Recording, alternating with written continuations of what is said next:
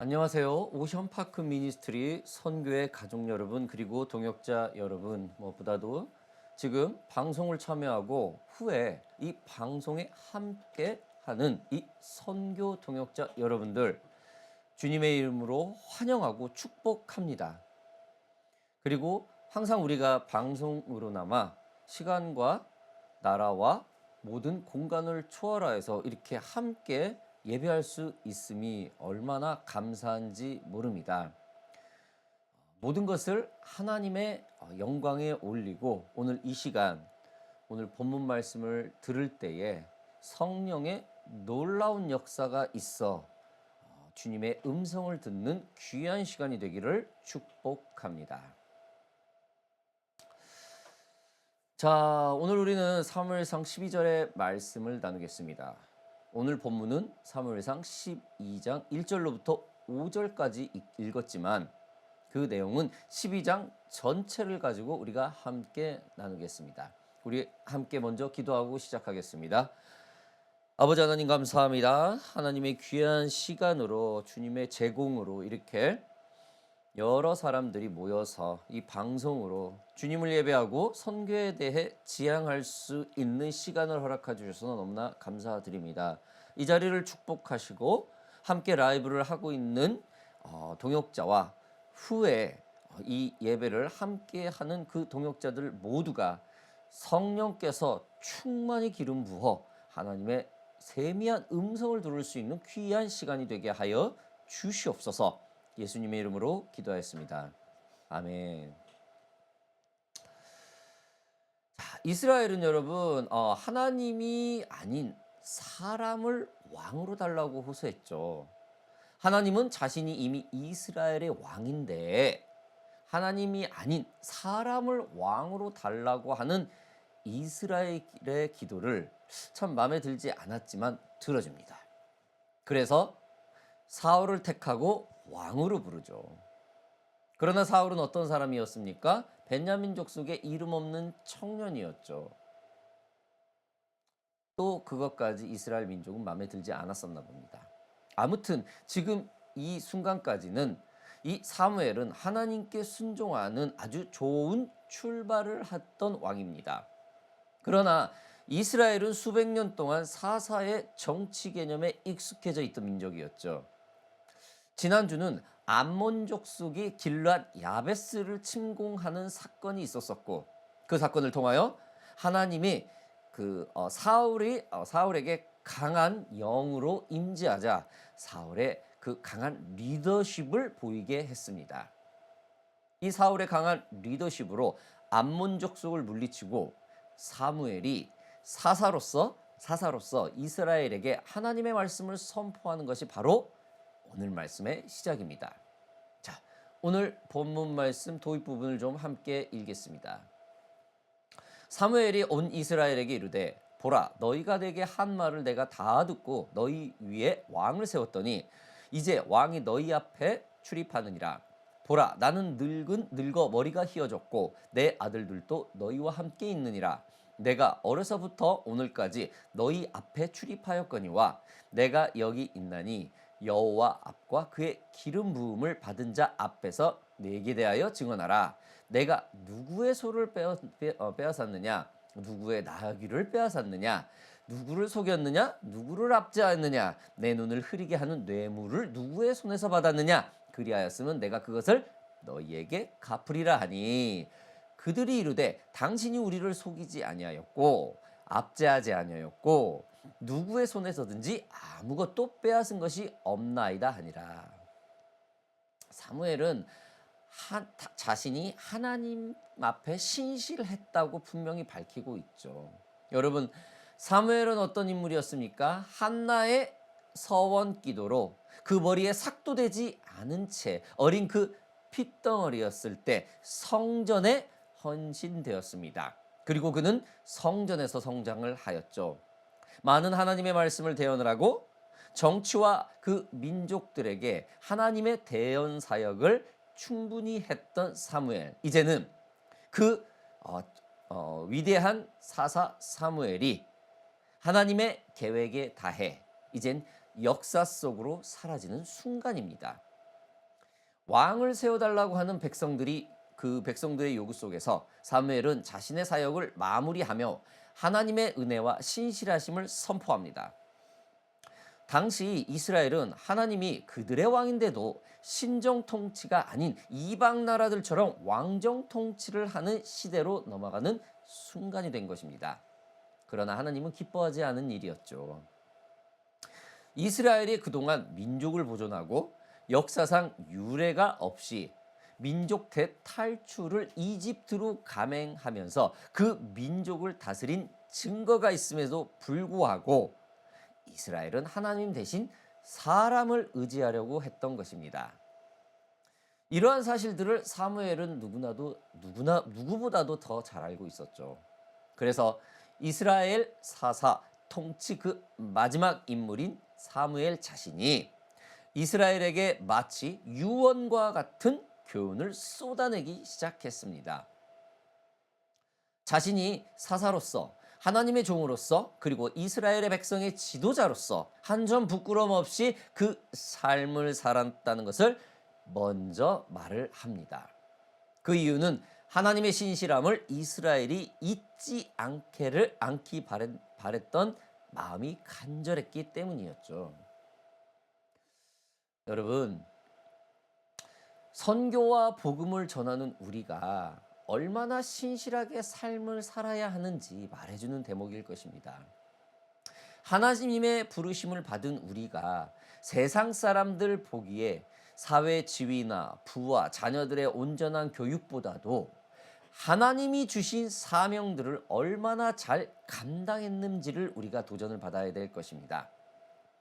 사무엘은 많은 백성들에게 그의 유언과 같은 그 교훈적인 말을 할 때 오직 자신은 하나님의 일에 충실했다고만 말을 합니다. 자신의 가족과 자신의 인생과 그런 사적인 부분을 일체 거두어 절미하고 오로지 하나님과의 관계 속에서 정직하게 그 이스라엘 민족의 지도자로서 살았다고 말을 하는 것이죠. 그렇습니다, 여러분. 선교와 복음을 전하는 우리의 입술의 주장이 세상에서의 지위나 안정적인 주장이 되는 것이 아니라 사역의 열매가 주장이 되어야 될 것입니다. 여러분, 갈라디아서 5장에서는 성령의 9가지 열매에 대해서 나오죠. 제가 한번 읽어볼까요? 오직 성령의 열매는 사랑과 희락과 화평과 오래 참음과 자비와 양성과 충성과 온유와 절제니 이 같은 것을 금지할 법이 없느니라. 성령의 열매는 자신의 사회적 지위나 가족에 향해 있지 않죠. 오직 교회 공동체, 하나님이 허락한 공동체, 하나님이 보내주신 그 양들과의 관계에서 이루어지는 것들 뿐입니다. 내가 먹고 살고의 문제는 성령의 열매 이후에 그 이후의 문제이죠. 모두가 복음의 열매입니다. 여러분, 이 성령의 9가지 열매는 우리가 하나님을 잊지 않고 끝까지 복음과 선교 사역에 집중하는 자들에게만 나오는 열매일 것입니다. 사역을 하다가 선교를 하다가 복음을 전하다가 중간에 방향을 바꾸거나 포기한다면은 이 성령의 열매는 맺기 어려울 것입니다. 참고로 하나님의 말씀, 부르심, 나를 향한 그 계획은 어떠한 상황에서도 하나님은 변함이 없으시죠.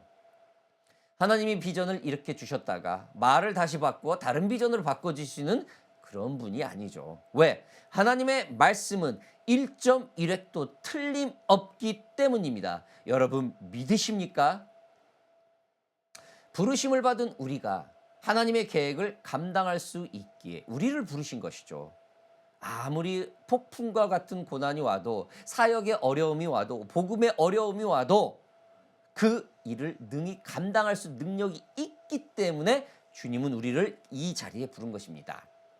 우리를 부른 후 여러분 갑자기 막 하나님의 계획이 바뀌고 전혀 다른 방향, 여러분 이거는 어느 정도 우리 사람의 생각에 가미됐을 때 그런 일들이 좀 벌어지죠. 물론 그렇게도 하나님이 길을 열어 가십니다. 그러나 하나님이 열매도 맺지 못할 그런 일들을 우리에게 비전을 주실까요? 그렇지 않습니다. 충분히 우리가 가능하고 능력이 있기 때문에 우리에게 각자 부르심을 주신 것입니다. 저와 여러분들이 이러한 성령의 열매, 그렇습니다. 복음과 선교를 끝까지 붙들어 하나님이 계획한 그 장성한 분량의 열매들을 맺는 저와 여러분들이 되기를 주님의 이름으로 바랍니다.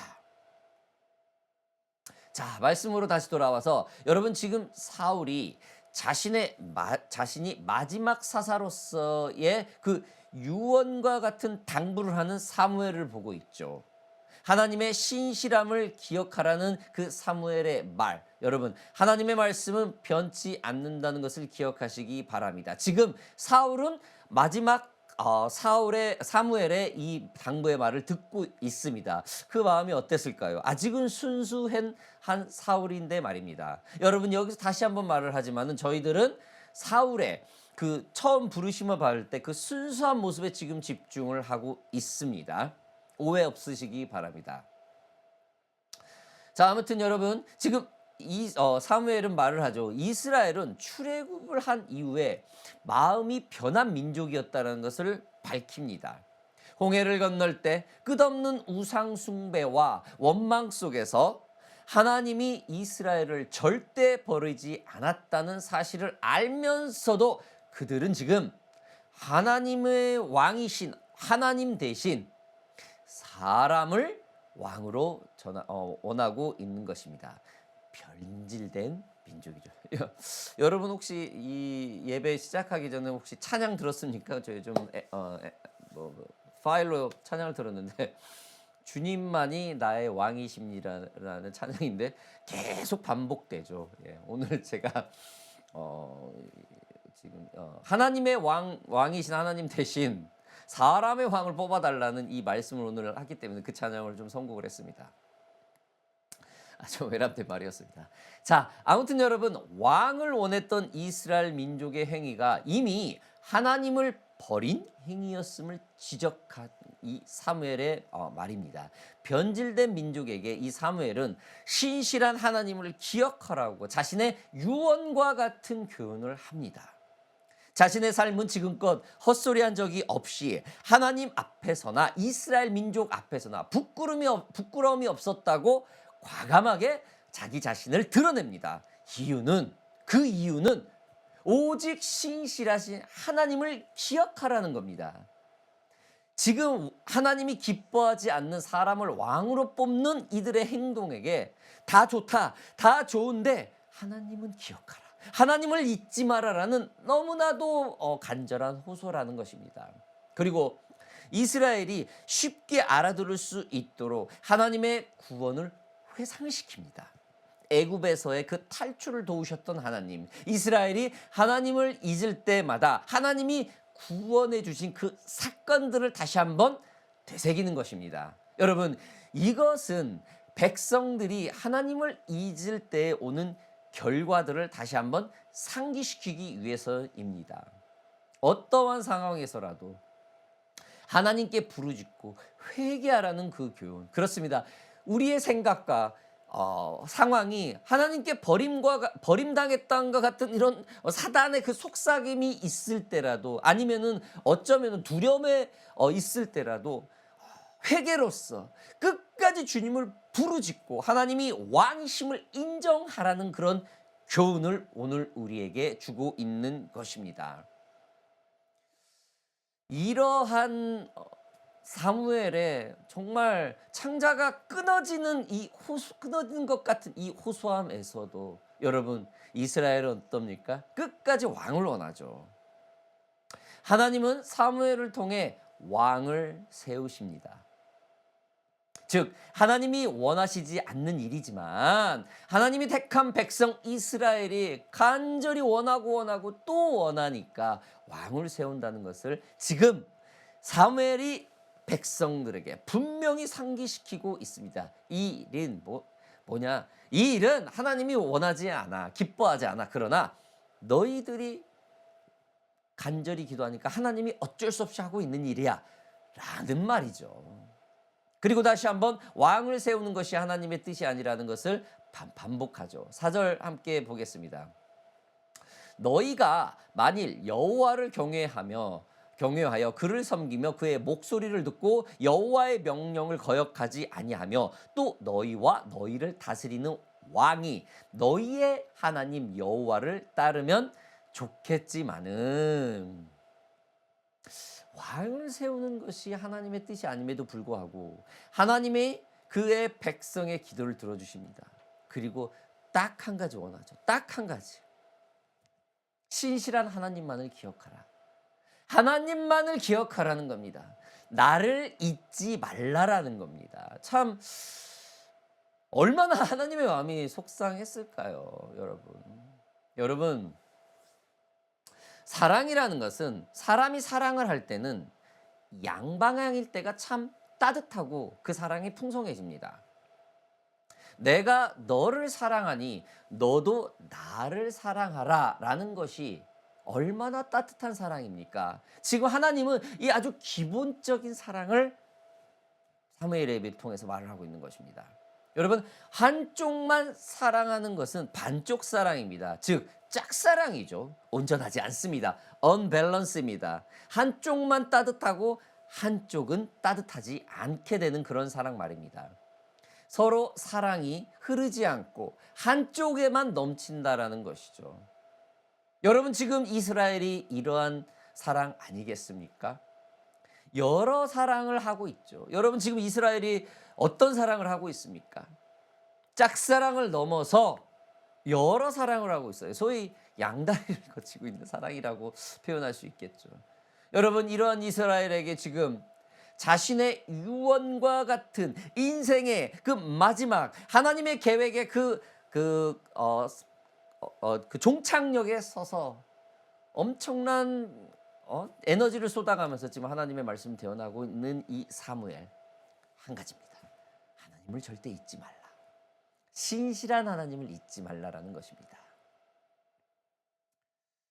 자, 오늘 말씀 조금 더 보겠습니다. 17절부터 좀 보겠습니다.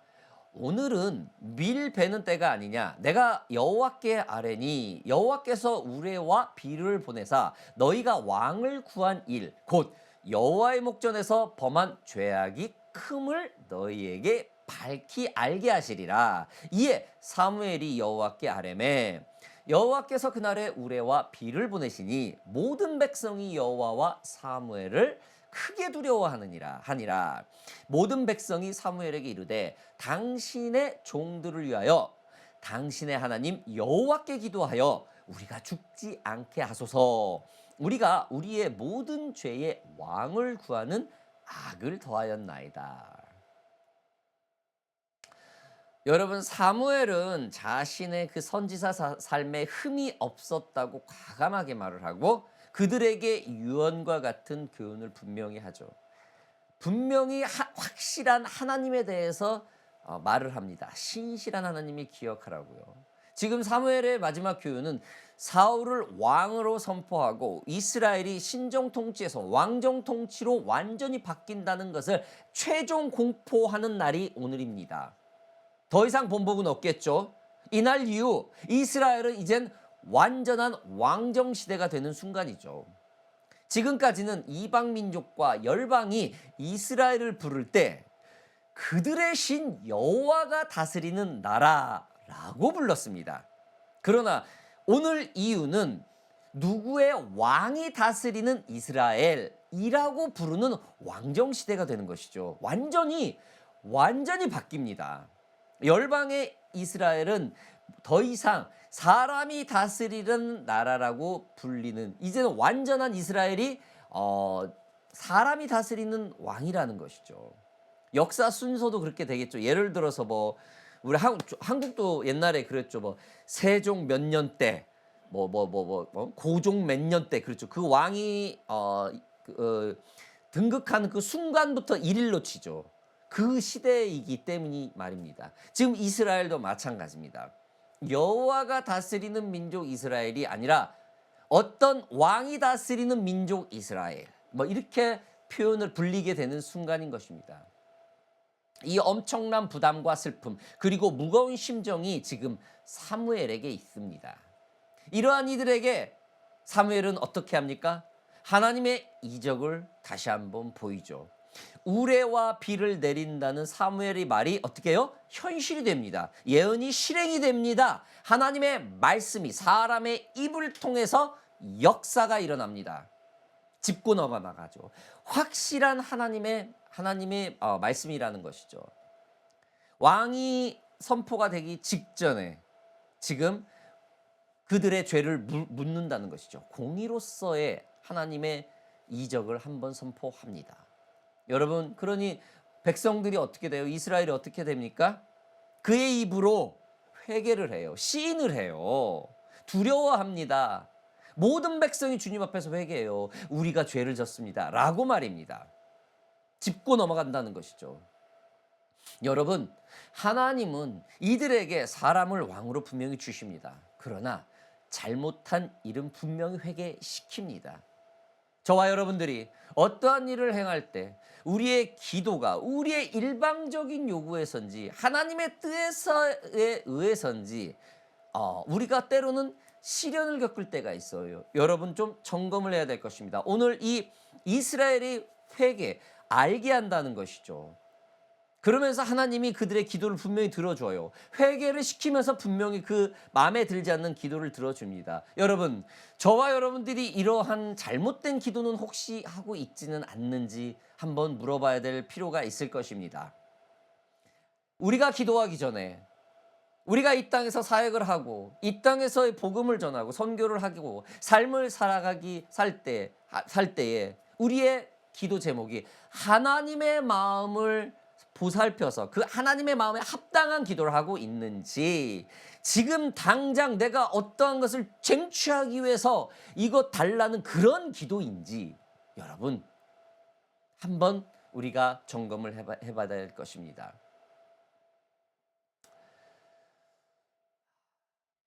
저와 여러분들은 오늘 지금 하나님의 말씀을 보고 있죠. 하나님의 변치 않는 말씀을 보고 있습니다. 오늘 우리는 이 말씀을 통하여서 진정한 하나님의 말씀을 보게 됩니다. 주님의 나라가 주님이 다스리는 그 변치 않는 그 하나님의 말씀, 저와 여러분들이 하나님의 말씀에 확신을 갖는 저와 여러분들이 되기를 바랍니다. 분명한 것은 지금 우리가 하는 기도가 하나님이 원하시는 기도인가? 우리가 하는 선교가 진정으로 하나님이 기뻐하는 선교인가? 여러분, 우리가 분명히 되짚어 봐야 될 것입니다. 저와 여러분들이, 우리 OPN 가족 여러분들이 하나님과 친밀하게 기도하는 선교사들, 하나님과 깊은 관계 속에서 기도하는 복음 사역자가 되기를 주님의 이름으로 바랍니다. 우리 오늘 함께 기도하겠습니다.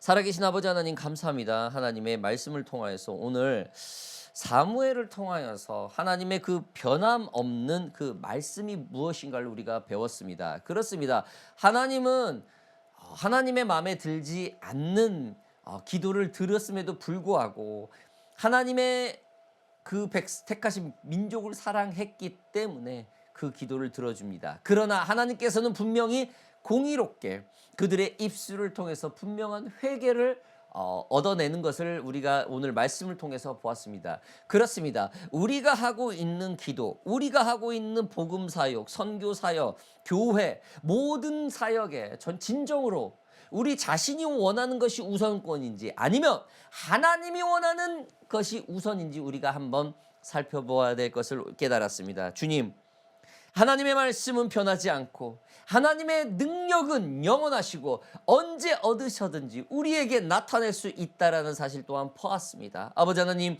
우리의 기도가 우리의 강한 바램보다도 온전하게 주님의 마음에 합당한 기도가 될 수 있도록 우리들에게 선한 마음을 허락하여 주시옵소서. 그리하여서 우리가 하고 있는 이 사역 가운데 늘 평강으로 주님 인도하셔서 주님의 그 세미한 음성에 집중하고 우리에게 맡겨진 이 사역을 감당하여 할 수 있는 저희들 모두가 되게 하여 주시옵소서. 그리하여서 성령의 열매, 하나님이 주신 그 열매가 풍성하게 차고 넘치는 그런 사역들이 될 수 있도록 주님 허락하여 주시옵소서. 주님, 한 가지 간절히 비옵고 원하는 것은 우리 마음속에 혹시라도 강팍한 마음이 있습니까?